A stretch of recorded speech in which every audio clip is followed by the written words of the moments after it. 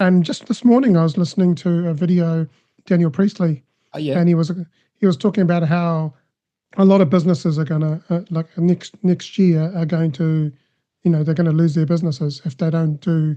And also, what Daniel was talking about is the governments aren't necessarily doing it the right way, and he was saying that like there are if you imagine three factories, and the top one's earning for $150,000 a year, the next one's say 50K, and then the bottom one is 20K. Now, if AI can do a lot of the work that the Mm, bottom factory can already do, then mm, you're actually going to lose. So the the opportunity is to actually retrain and upskill people to move up the ladder, right? Go to the next factory up the line. yeah. And I thought that was quite great how he presented that, because we often stay stuck in like large, medium, and small, but like you don't have to stay small.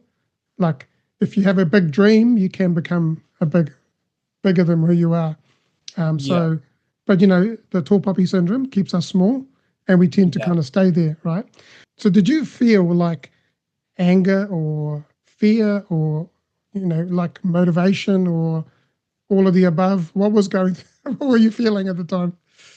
Yeah, deflated initially, but realizing, hey, I'm a small business and I've got greater flexibility to adapt to the changes faster than maybe my bigger competitors might.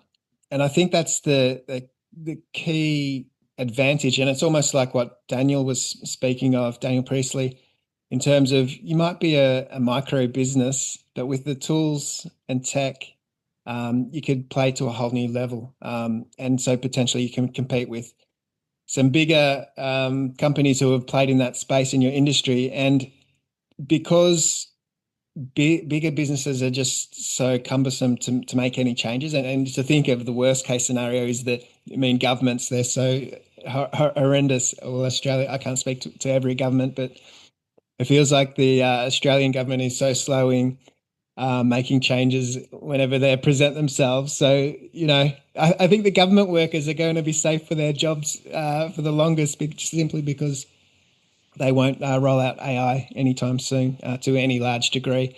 But I think in companies, that nimbleness to take opportunities and apply them quickly is going to be a key distinction from who really accelerates growth and who falls away completely, like Daniel suggested might happen.